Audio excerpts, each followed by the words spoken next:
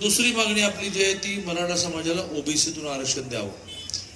तर त्यावर बोलण्यापूर्वी मला थोडासा अगदी असा धावता आढावा घेतला पाहिजे की आपल्याला माहिती असेल तर 1902 साली छत्रपती शाहू महाराजांनी मराठा समाजाला आरक्षण दिलं.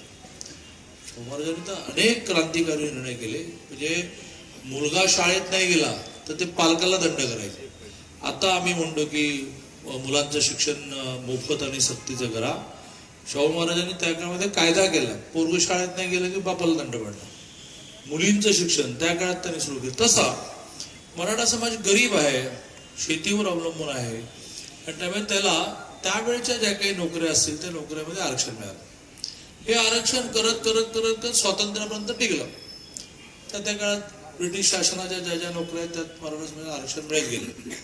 आणि मग स्वातंत्र्य मिळाल्यानंतर घटना जी आपण स्वीकारली त्या घटनेमध्ये 2 आरक्षण ही घटनात्मक आहे.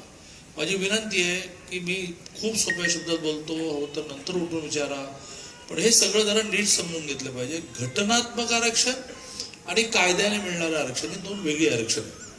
घटनात्मक आरक्षण कोणाला मिळालं? शेड्यूल कास्टला आणि शेड्यूल ट्राईब. का मिळालं? तर वर्षानुवर्ष, मी सांगायला नको, आजही गावात ती स्थिती आहे दुर्दैवाने, पण वर्षानुवर्ष हा समाज अस्पृश्य मानला गेला.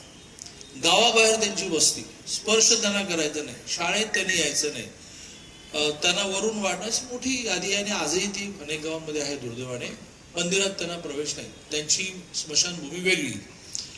अशी एक अस्पृश्यतेची, अनटचेबिलिटीची बॅकग्राऊंड, पार्श्वभूमी त्या आरक्षणाला, ती इथल्या समाजाला नाहीये. म्हणजे गावातला ओबीसी मध्ये म्हणजे काय, सुतार, लोहार, मग तांब्याची कामं करणारा वगैरे वगैरे कुणबी, यांना अस्पृश्यतेची वागणूक मिळाली नाही. त्या गावामध्ये तसेच सन्मानाने राहत होते, आजही राहतात. पण त्या सुताराचं घर आपण चालवतो, वर्षातून एकदा खळ्यावर त्याला बोलवतो, धान्य देतो, लोहारा देतो, अगदी बांगड्या भरणारे कासार, मोठी यादी 382ची यादी. तर पहिला हा फरक समजून घ्या की SC ST ला मिळणारं आरक्षण हे वर्षानुवर्ष अस्पृश्यतेची जी वागणूक दिली गेली त्याच्यातून आलं आणि त्यामुळे घटनेत आलं. त्याला कायदा करावा लागत नाही. घटनेनेच आपल्या देशाची घटना सुरू झाली 26 जानेवारी 1950. तेव्हापासून ते आरक्षण मिळालं.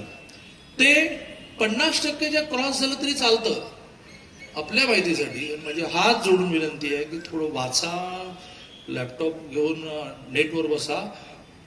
नंदुरबार जिल्ह्यामध्ये आदिवासी संख्या जास्त असल्यामुळे तिथे आदिवासी रिझर्वेशन हे 50%च्या वर, सगळं प्रेस असल्यामुळे चुकीची आकडेवारी होणे, पण 50%च्या वर. का? ते लोकसंख्येला 100% असतं. ओबीसी लोकसंख्येला निम्म असतं. त्यामुळे शेड्यूल कास्ट, शेड्यूल ट्राईब संख्या ज्या जिल्ह्यात जास्त त्या जिल्ह्यामध्ये, इन जनरल काय तर शेड्यूल कास्ट 13%, इन जनरल काय तर शेड्यूल ट्राईब 9%, असं 13 आणि 9 शेड्यूल कास्ट 8% आहे आणि शेड्यूल ट्राईब मला वाटतं 6%, असं 14%.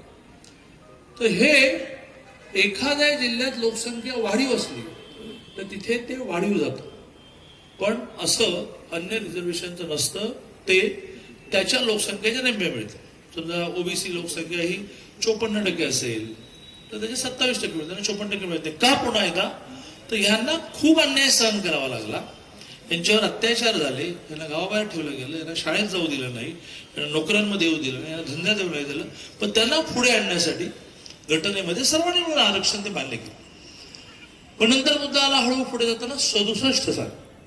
67 झाल्याचा मुद्दा आला की हे सगळं ठीक आहे, अस्पृश्यतेची भावना नाही, पण ओबीसीला पण मागेच राहिले ना, बिचारे सुतार काम करत राहिले, लोहार काम राहिले, शेती नाही वगैरे, त्यांना आरक्षण द्या. मग ओबीसी अदर बॅकवर्ड आलं, त्याचं रिझर्वेशन मराठा असू दे, कुणबी असू दे, DTNT असू दे, अनुसूचित विमुक्त जाती जमाती, त्या सगळ्यांना विधानसभा विधान परिषद कायदा करून 67 साली आला. आता 67 साली म्हणून मग आपल्याला सर्टिफिकेट मिळताना 67ची नोंद मागतात की 67 साली तुम्ही काय होता सांगा, कारण तिथून ओबीसी सुरू झाला.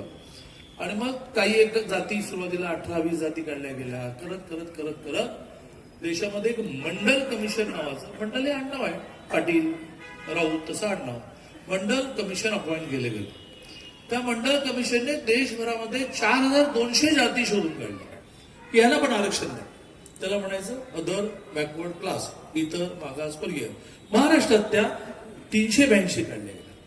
आता ह्या 382 मध्ये कुणबी आहे, परंतु कुणबी मराठा आहे की नाही याचा जो संदिग्धता आहे ती कुठल्याही राजकीय नेत्याने कधी दूर केली नाही. मी या जाहीर कार्यक्रमामध्ये म्हणेन, कारण खरं ते खरं कुठल्याही मराठा मुख्यमंत्र्याने केलं नाही. त्याला संधी होती. एक जात असेल ती यशवंतराव चव्हाणांपासून सुरुवात करू, मग येऊ शंकरराव चव्हाणांपर्यंत येऊ, मग वसंतदादांपर्यंत येऊ, वगैरे वगैरे वगैरे ते थेट